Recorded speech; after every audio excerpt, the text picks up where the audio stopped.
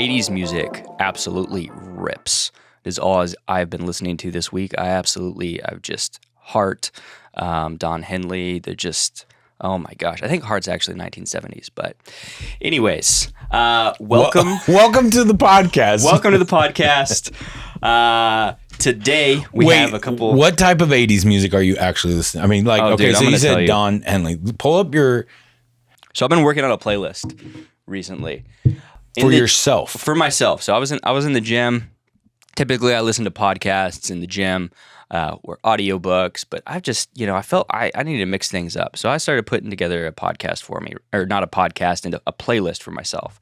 I've got Van Halen, Why Can't This Be Love, Boston, More Than a Feeling. I think Boston's is like, I want to say they're 70s. I don't really know. I'm not a music person, like a guru. Heart, Rainbow, Eddie Money, Don Henley, Bryan Adams, Summer of '69 is a killer, Fleetwood Mac, and then we got some classic Billy Joel in there as well. And I want to take your playlist now and compare it to my son's pre-sports playlist. This playlist is called Asher's Hype Songs. Oh, let's hear it. Come on, man. This is why I think this is cool, because y'all have similarities. Oh yeah. So one, you've got you for sure have, Lecrae on here. Oh, yeah. You have Andy Mineo. Then don't forget, we also have Tag Team. Whoop, there it is. Oh, yeah. We have Turned Down for What, DJ Snake and Lil Jon. But then you also have Chris Brown, Lion, from Elevation Worship. So this is how he gets hype. But This is how he likes to do it. He likes to go. He likes an order. He starts with Coming In Hot. Yeah. Right, Lecrae and Andy. Then he likes to go to Lion, Elevation Worship, but then he immediately straight to More Than a Feeling. Oh, man. Then into Another One Bites the Dust. Okay, get some nice Queen in there. Mm-hmm. Then he wants to drop it into Group One Crew because he loves his Uncle Manny. And then he gets into Toto, Africa. Africa? Yep. That's in that order, that specific order. But here's the one that I hate that's on this playlist more than anything in the world. And this is normally what he likes after Toto Africa. Wake Me Up Before You Go. And we've recently added Living on a Prayer and Kung Fu Fighting and Church Clap. Dude. If this playlist doesn't describe my son's brain. It's incredible, right? Anyway, so I'm oh wait, now we're gonna play something. I'm very proud that he has some of your songs. Mm-hmm. But why did you get on this playlist kick? Just for working out? Yeah, that's a good question. Yeah, I typically listen to like podcasts and stuff, and I just needed something that would. Here's what happened. My workouts were taking me too long. Because I'd sit there, I'd listen, I'd think, and now like I have this music playing, and I'm like, I really push myself, get in, get out. Do you think you lift pumped up? I mean, like you have this amazing health journey that you're on right now, and you're crushing it. But from a strength standpoint, like actual muscle building, you feel like you can actually like literally pump iron listening to somebody talk? I have been, yeah, but I don't think that I've been pushing as hard as I could have. It was almost more like it was either I would go in the morning or the afternoon, and it's kind of me time, and I just have time to think, do a couple reps, sit down, scroll through my phone, check Slack, emails. So you ain't actually working out. No, I was getting a sweat in, but because you had a hoodie on, or because you were actually lifting? Yeah. Plus, I also sold my brother and my dad on getting whoops, and so now we have a whoop group chat. And you're trying to whoop them. And I have to be top every single day. I kind of want to put my whoop back on just to be in that competition with you. Oh my God. I love a good competition. Oh, it is the best, man. I also joined groups. I've started joining groups, like I'm in the Nashville whoop group, the Albuquerque whoop group, because that's the city I grew up in. And my goal is I want to be like the top of all of those. I love that. That's awesome. Now. You're definitely going to need music. You're not going to knock that out. I gotta rip some heart. I have a playlist for you. I'm not going to talk about it here on this podcast, but it's one that Alex showed me, and it is hysterical. I mean, I can't. Is it like Tiny Tim and Bo Burnham or something? No, it's basically this dude who's like super famous in the bodybuilding thing. And this dude just literally is talking over hype beat music, but he's talking to himself. I mean, people who probably already know. Is it like motivational stuff? Or I want to play it like for you, David but Goggins? it's worse than David Goggins. Imagine David Goggins, unhealthy David Goggins, yelling at you over hip hop music. That's what it is, and it is amazing. I'll show you afterwards. Anyways, all right. So today, getting on topic, we did actually have something that we wanted to talk about on the show. Josh was texting me beforehand, and there was something that was on his heart. And specifically, what we wanted to dive into is the topic of perspective and how perspective can be a tool, a resource that you can use in your business and your sales role to really amplify, I believe, your results. I think it's an amazing tool. So, Josh, you had something that you shared with me earlier that you wanted to read. So do you want to dive into that now? And then I do. Yes, I'm going to read it now. It's kind of funny. It's from a great philosopher. He's from the region of Paris. Yeah. Great philosophers. Well, actually, don't tell them the quote. Read it. Okay. And then we'll tell them at the end. See if they can guess who coined this. Yes, he said, "Do you know what to order?" And he said, "Yes, I think I do. After reading a lot of this overheated puffery about your new cook, you know what I'm craving? A little perspective. That's it. I'd like some fresh, clear, well-seasoned perspective. Can you suggest a good wine to go with that?" Gentleman replies, "With what, sir? Perspective. Fresh out, I take?" I am, he replies. "Very well. Since you're all out of perspective and no one else seems to have any in this bloody town, I'll make you a deal. You provide the food and I'll provide the perspective," which would go nicely with a bottle of Cheval Blanc 1947. Oh, so good. So good. One of the greatest philosophers of our time from the movie Ratatouille. Yeah. What was the character's name? This guy's name was Anton Ego. Anton Ego. Ego. French I don't know. I mean, I'm going to butcher the name. I love this movie. One, just I love this movie. And then recently we went to Disney World. I got to like experience the new like Ratatouille space in Disney World, and it was awesome and I loved it. But what I loved about this quote is because it hits home so much right now. Fresh perspective. Full transparency, this whole entire thing started, and it's funny that all of this happened, and then a Ratatouille quote / movie after watching it like kind of helped calm me down, which is so funny. But I was on a terror recently because, you know, in what we do in the sales space and business world, by nature, we also get hit up and targeted by other sales professionals, sales trainers, and all that. So I'm going to give a disclaimer real quick. There is a point to all of this, and I am not saying I am 100% right. Okay, there's my disclaimer moving forward. I have been getting hit up nonstop by some of these gurus out here, and it's really frustrating me because I see all these people out there, and I'll name them. How about that? You got Andy Elliott's, you got Cole Gordon's, you've got Jordan Stupar's, you've got anybody out of Cardone's space. You have from to Ryan Pineda to you see all these people, and I look at all of these people. Even from the space that we came in with Taylor and Dan Martell, and it seems like the list can go on. And you see all of their content constantly, and you see them talk about positive things. You see him talk about some that we would say are not positive things. You see him talk about all these things. And it's like, if I watch somebody's content and I see nothing but just F you, you're horrible, don't do this, you're wretched, this is why you're poor, boom, boom, boom, boom, boom. And that's their way of trying to inspire and encourage somebody. And then out of nowhere, which feels like out of nowhere, left field, all of a sudden you're going to start talking about God.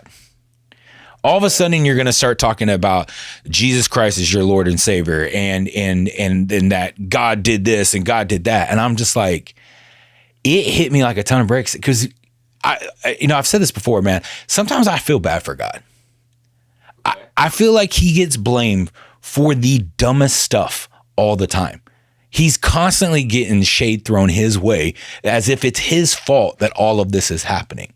And then I see these people and they're like, I want to be like, there's nothing about your life that is screaming this post that you just made about God. Nothing about it. If anything, all these posts that I see, and I could go through your feed and it's like you're shaming this person, you're belittling that person, you're talking down to that person, and all of a sudden you want to try to talk about how, oh, this God, and then how God did this for me. And it was firing me up because it's almost like a righteous injustice. Like it's like I had a holy just anger because like obviously I'm still a licensed minister and I still, serve and attend at our church and we both live that lifestyle. And I see all these things, but it was pissing me off because I'm just like, is Jesus like a calling card now? Is it a cool thing to all of a sudden just be like, oh, and by the way, oh, I am a Christian. So let me ask you this. I'm curious, in your opinion, if you were in their shoes and you feel like a lot of people are, because I do feel that way with a lot of the stuff that I'm seeing, even on social media, is God and Christianity is becoming popular now. Yeah, and maybe it's just the way that my feed is designed. Everybody has their own feed, and so maybe it's just what I'm seeing. Maybe it's just the perspective that I have. But what do you believe the proper way to respond and would be to share that in their narrative, right? Because maybe you have someone who has just recently found out about God and they're new to developing that relationship. Yeah. And they're like babies trying to figure out how to walk and share this. So how should they do that? Yeah, no, I mean, it's a valid question that, to be honest with you, I don't know if I actually have the full answer to. In full transparency, I went to one of our pastors at our church, and there's a guy, in this particular case, I'm not going to say their name because I don't want it to be about throwing shade. It was a perspective shift that I really had to like confirm and adjust on me. But I saw somebody recently over the last, let's just say 2 years or so, get saved. They had some type of conversion where they became a follower of Christ. And they went from doing one thing to immediately, now all of a sudden they've got a ministry. And now all of a sudden they got sons in the faith. And now all of a sudden all these people are following them and giving them money to be it's like they just went from being a positive motivator influencer to being a Christian minister influencer. And it hit me hard. I was like, yo, what in the actual hell are you doing that all of a sudden you just got saved and now all of a sudden you're going to go out and start talking about like what you know to be true? And so like I was torn because I'm like, man, I love this. This is fantastic. I should be rejoicing. I should be joyful about this conversion that happened, which I am. The problem that I have is like, all of a sudden, imagine this, like your 16-year-old child learns how to drive, right? Mm-hmm. All of a sudden they get their driver's license. Do you think they should immediately start a whole entire business on how to be the world's greatest, fastest driver? But how's that different from some of the people? I feel like we're getting a little off topic, but I like this. How is that different from people in the Bible who were living their life one way? Yep. You think of Paul. Yeah. Right? No, I brought this up. Complete 180 degree change. Literally was, at the time he was like Hitler. He was literally killing Jews. Yeah. And then flipped completely. So I'm sure there's a lot of people who had that same perspective and viewpoint on him. So how is that different? I want to know how this is the first time I've ever heard anybody liken Paul to Hitler. You were the first person I've ever heard say that. But you're right. He was out I'm killing. I'm not a scholar. I'm not a I'm with you on this. I'm not against it. I'm saying. But he literally was massacring. I totally get it. So I brought this exact same point up. So this is my whole point on this. I was mad. I was angry. My perspective was, how dare you? My perspective was, you shouldn't be doing this. My perspective was, I saw this as wrong. But I quickly knew the power of perspective and knew that if I think this and I'm not 100% right, which means I could be wrong, I had to go and run and check it. So I took it to a couple different people that I trust and I said, this is how I'm viewing this. Where am I in error at? Because the last thing I want to do is start focusing on someone else's speck when I have this massive plank in my own eye. It was like a moment that hit me like a ton of bricks of that parable of like, here I am tripping about people's specks, and I've got this huge plank in my own eye. And so I took it to people. The problem was I had people that I highly value and trust, and I said, what about Paul? So right, he's on the road to Damascus. Boom, scales, eyes, can't see, has to go. And he does start proclaiming God. But I think a lot of times people see that like, oh, Paul immediately had this conversion and all of a sudden now he's just out telling everybody about Jesus. But Paul sat. Paul went under leadership. He went under authority. He trained. He studied. He submitted himself to grow and learn. Actually, everything about his life proves that he was constantly growing and learning. I am not a scholar, so but for what I know about Paul, he came up through being under a rabbi and studying to show himself approved. He did the same thing when he got converted. I guess where I have there's dissonance for me, like there's like a rub, is that you see these people, they'll have an experience or a moment. And we know people who they go and read one book and now all of a sudden they think they're they're teaching on the book. It's like, you have not earned that. And I don't mean like earn your stripes. I mean, like you've not lived it. You just read it and now you're trying to teach it as if you know it, but you don't because you haven't lived it yet. So for me, where the rub comes in is not that I don't want people in this case. It's not that I don't want to see, it's not that I don't want to see Andy Elliott or Grant Cardone or Ed Milet or, these people talk about God. I think it's amazing. It's that is everything. If you are going to talk about that, then how is everything else in your life living up to that as well? If you're going to start proclaiming something, you're going to start posting it. Is this clickbait?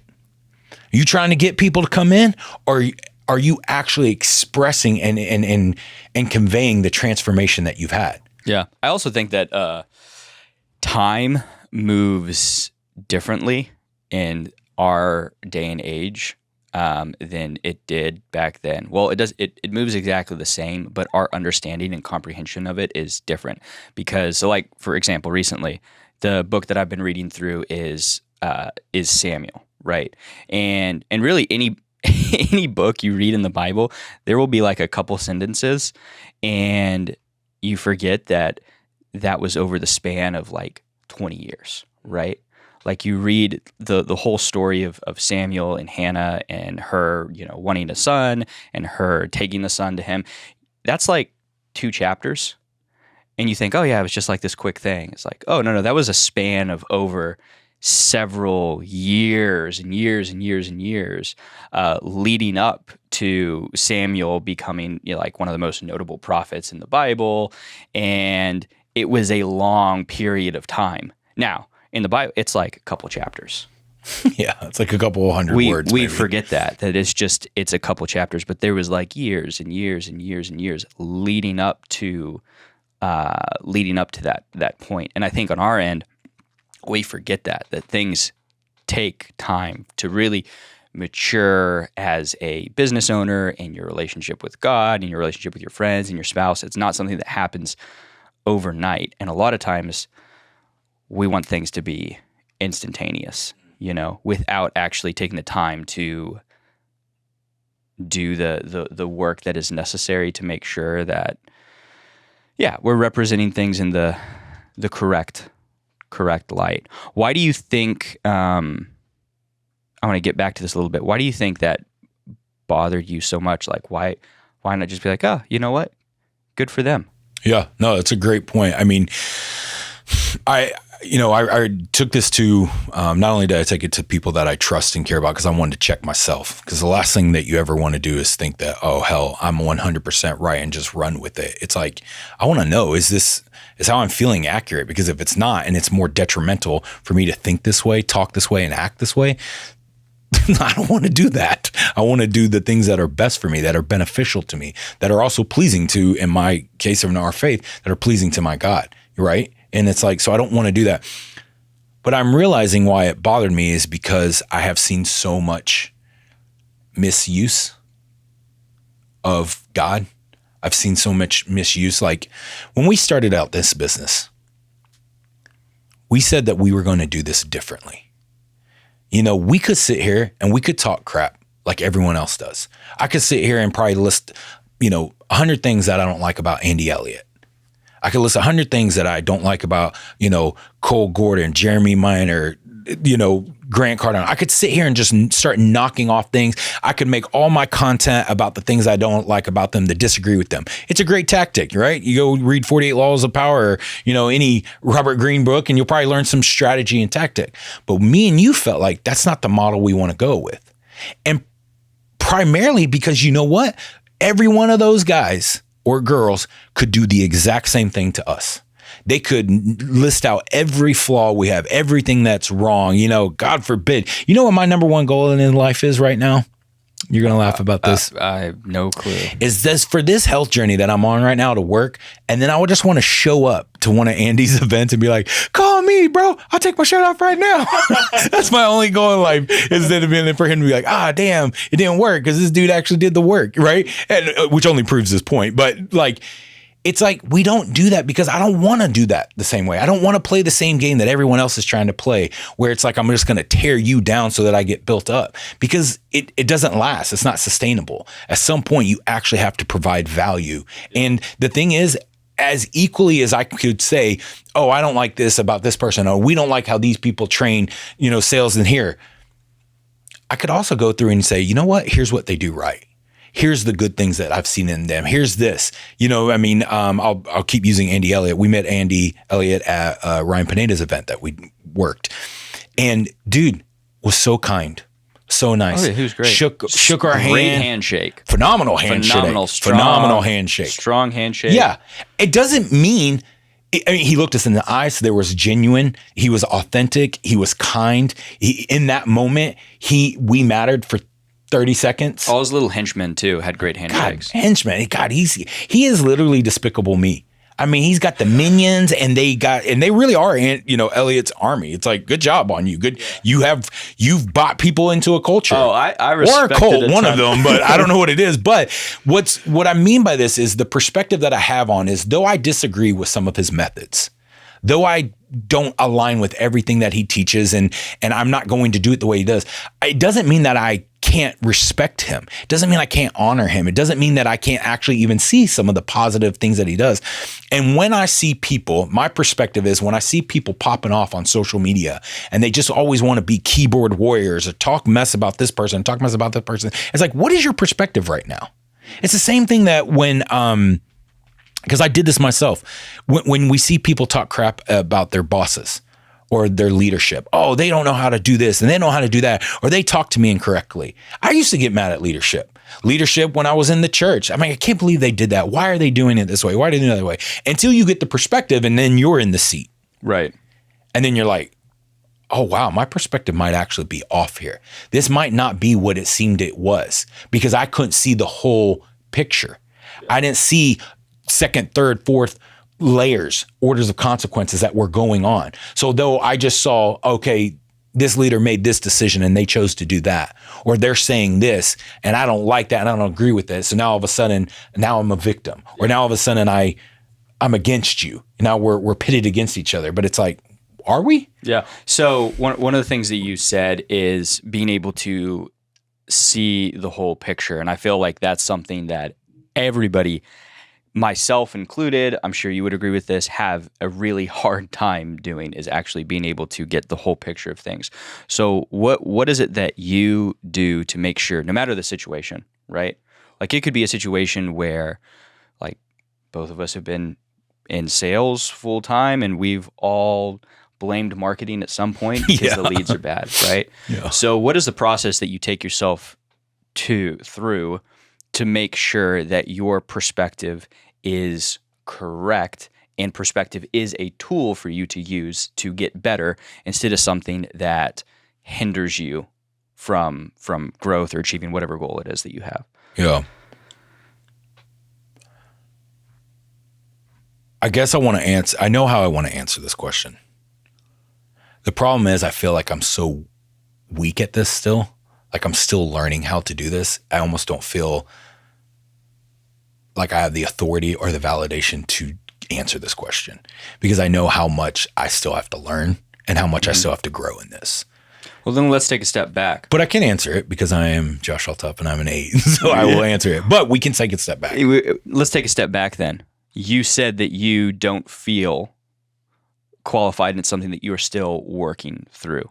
That within itself is a shift of perspective. So how did you come to that perspective of like, hey, this is like perspective inception?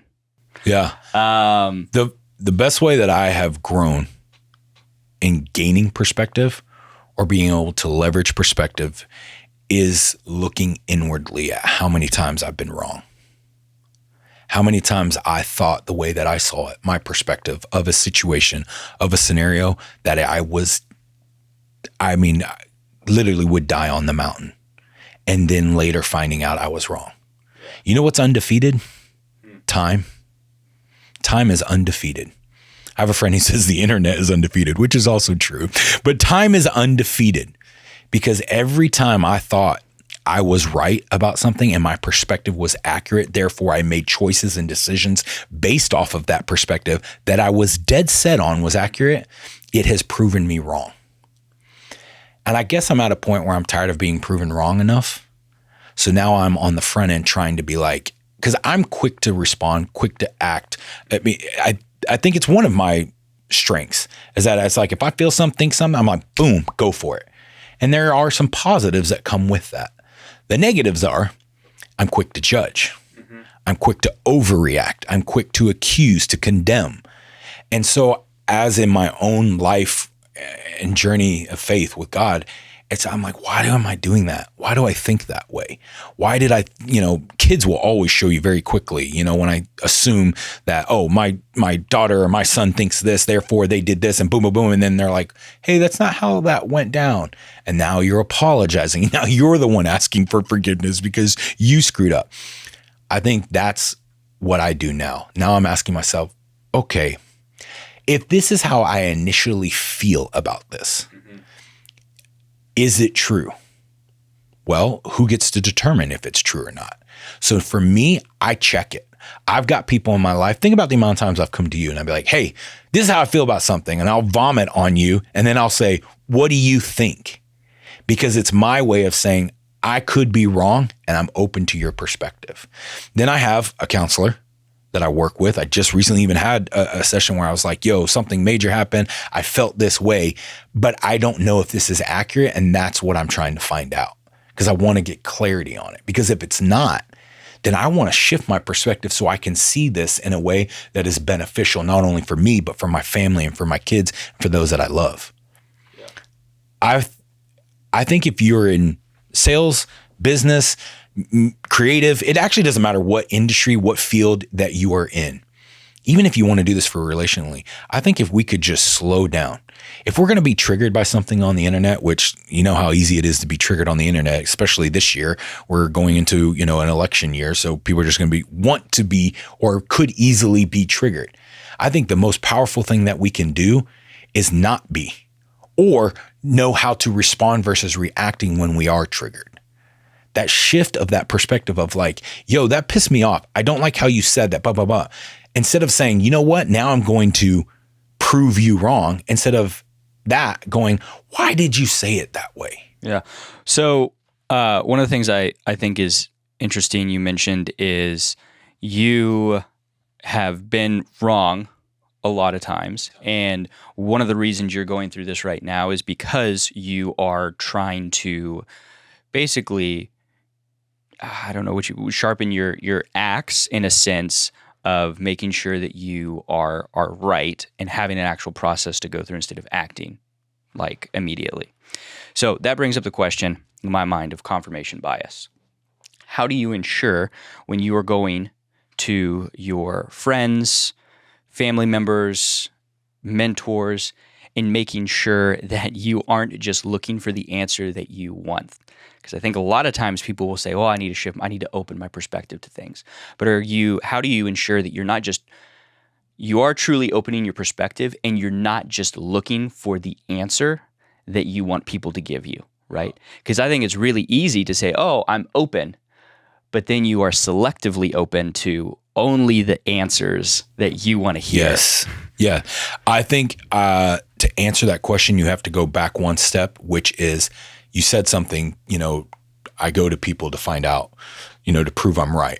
I actually don't go to prove I'm right anymore. I used to do that. I used to have confirmation bias, and I surrounded myself with people who thought the same way, functioned the same way, everything. So we didn't have unity. We had uniformity. I'm going to say that for another time. But there is a difference between unity and uniformity. The perspective shift that I had to change was actually when I left Texas and I moved to Nashville, and I had to expand my circle of influence and friends and community. And what I realized was I had a lot of people that we were all confirmation biased. We all thought the same. So we could just get on a rant and a roll, and it's like, yeah, screw them. As opposed to now in my life, I actually welcome more people with completely different opposing views. So that way we can actually work this thing out, because it's not about being right or wrong. I'm not saying that there's not right or wrong. I'm not saying that things aren't black and white. We're in the context of what we're talking about right now. I just want to make sure that, you end users out there, you're not like, oh, well, Josh says biblically there's no right or wrong. And it's like, no, I'm not some freaking, this ain't a Rob Bell podcast, right? So this is about, real truth and facts. Friends. Yeah. My point is this: you can quickly have confirmation bias very fast, and I think it can be dangerous. So now who is in my life, I made sure that when I ask people things, I'm not asking people who want to agree with me. I'm asking people who want the best for me. I'm asking people who want to see me, even if it means they got to tell me to my face, I am dead wrong. I need immediate repentance. I need to quickly change the direction of my course, or it's going to be harmful for me. I want those type of people in my life. How do you develop those relationships and friendships? Because that's not something that's easy to do. It's way easier to find people that you have common interests and similarities with. Yep. So do you actively seek out like, oh man, that person, we're completely opposite. I'm going to go be friends with them.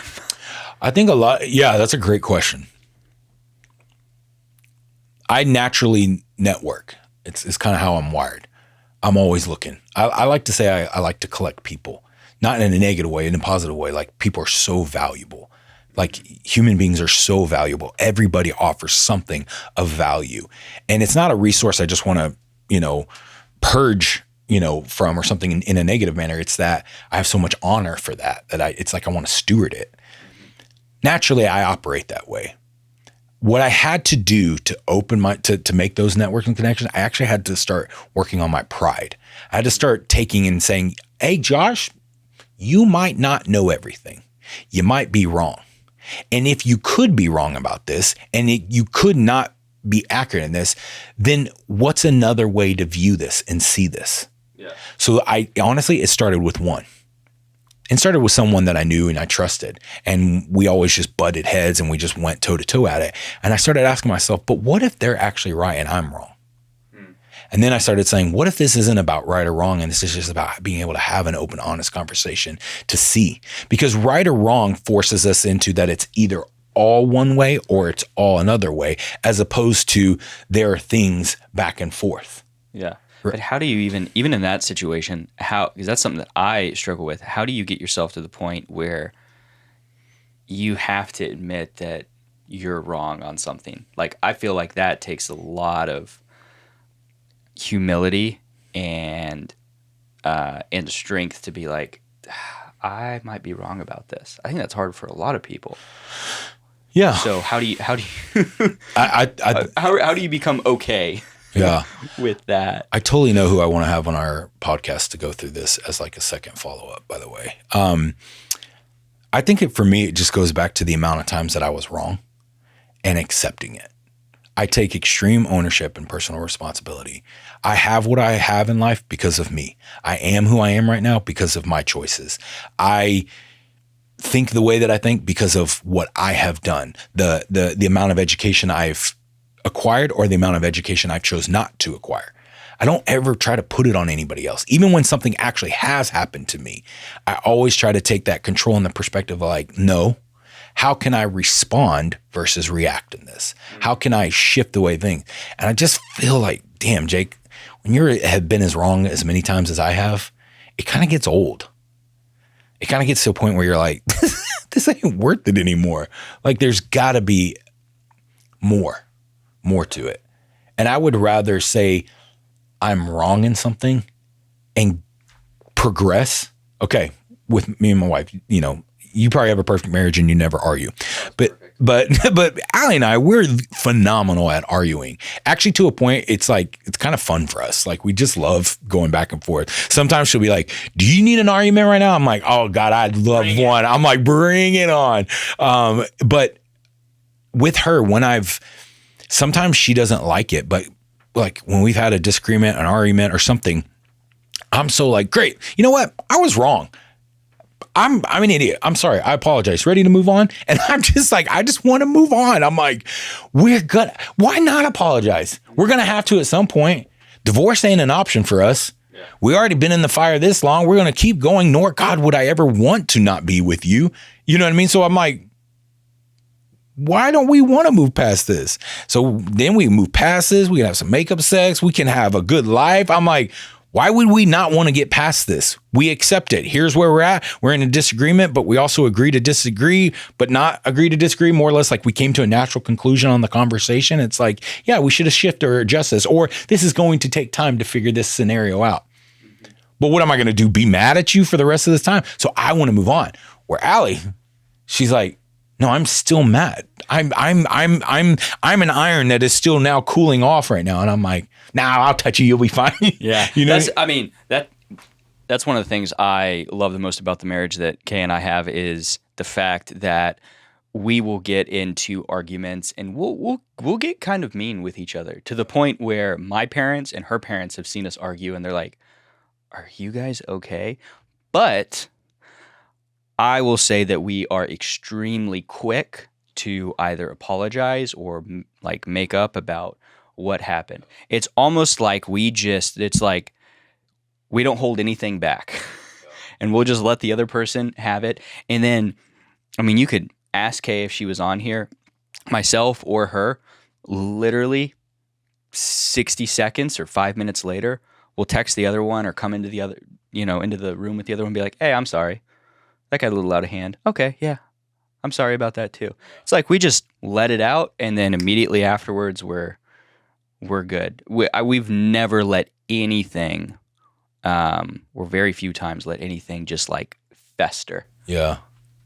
It's just so detrimental when you let it fester. And I guess when I'm looking at perspective, it's like, I mean, there are some things that I still to this day that I will live and breathe and die by because I've yet to be proven wrong on it. Yeah, I'm not like Josh believes the earth is flat. Oh, yeah, hell no. Freaking crazy. No, that's not the case. It's like, I don't even know if I'm allowed to talk about that one example, but there's an example that's in our Constitution. It has to deal with the second. Oh, yeah. I mean, you just talk about it now. Yeah. Well, I mean, but it's like there are things about guns that I believe, and I have researched to prove myself wrong. I've looked on, I've tried to see a different perspective on and things like that. But there are still things that I believe. So it's not that I don't have those firm foundational pillars in my life of, no, this is who I am, this is what I believe. But on the same aspect, I am also always open if it means that we are progressing forward. And I don't just mean like crazy left-wing progression of just like, let's just be out of our minds. I mean like, no, for the growth, for the betterment of humanity and society, or the betterment, how about this? Screw all that. For the betterment of my family. If this draws my family closer together and closer to God, then I want to be open to that perspective.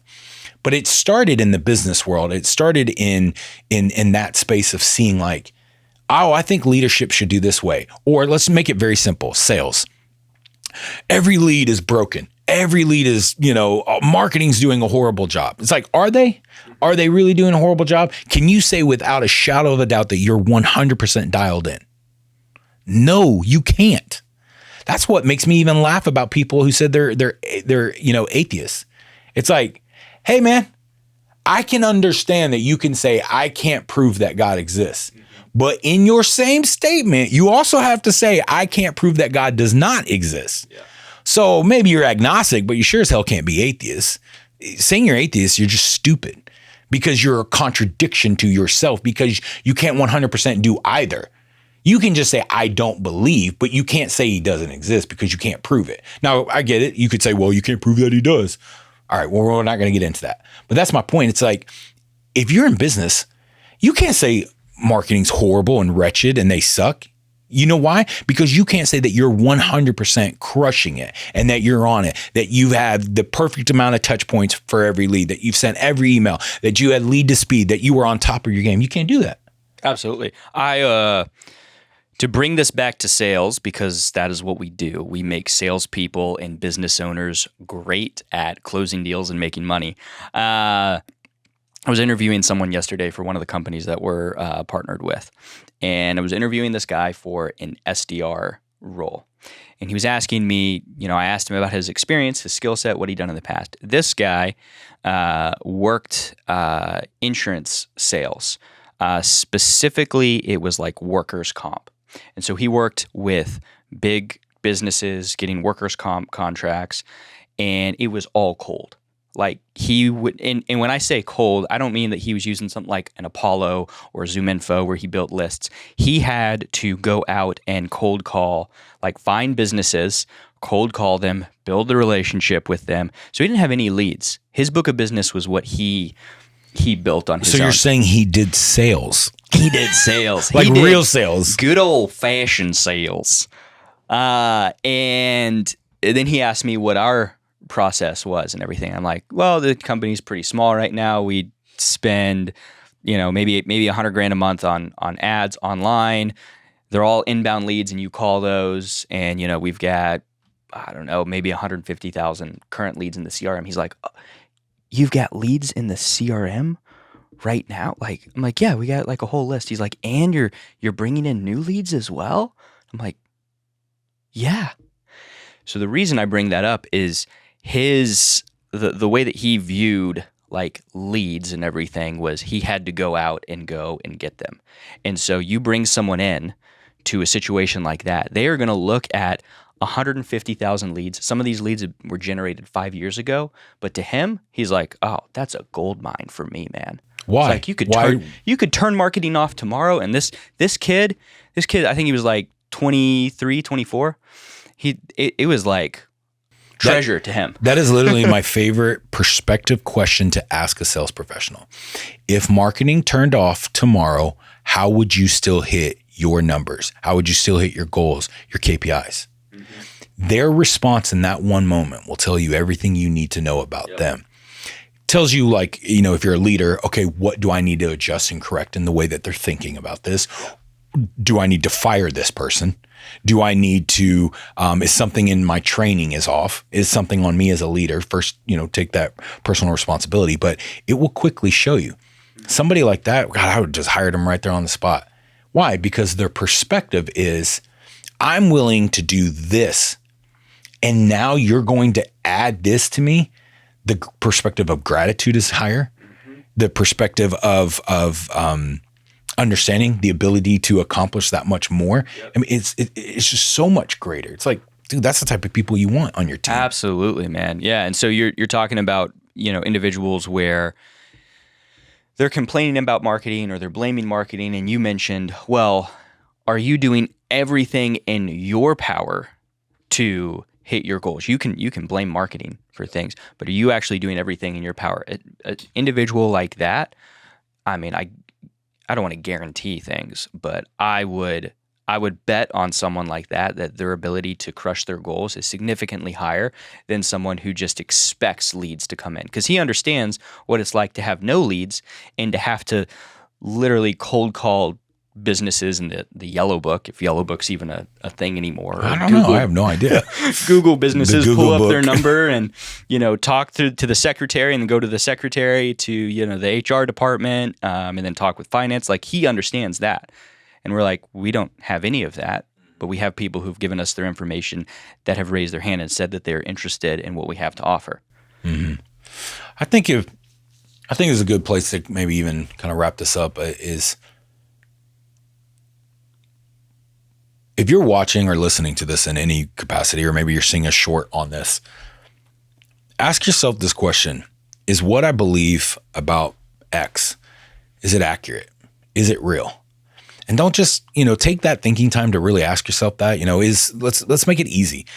Is my boss really wretched and bad?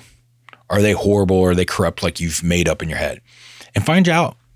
Seek that out. Really, but to seek it out, start with yourself. Have I done everything that I can to serve them? Have I done everything that I can to submit to them? Have I done everything that I can to do what's best for this business, this company, or whatever? Now, if you have, and you can prove that over 90 plus days, 120 days, if you have a consistent, track record that you have been doing your part, your job, okay, then go through the chain. Ask your boss, help me understand, instead of saying like, well, if, he says, go do this. Well, if we do it this way, it'll be so much better. Why don't you say, hey, can you help me understand so that I can actually carry this out the right way? Why are we doing it this way? Can you help me understand maybe the thought process by why we would do this?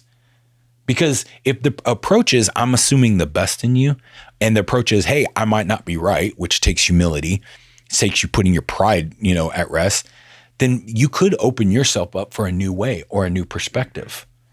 And what you're able to accomplish when you're willing to say, maybe I'm wrong. Maybe I'm not accurate in this.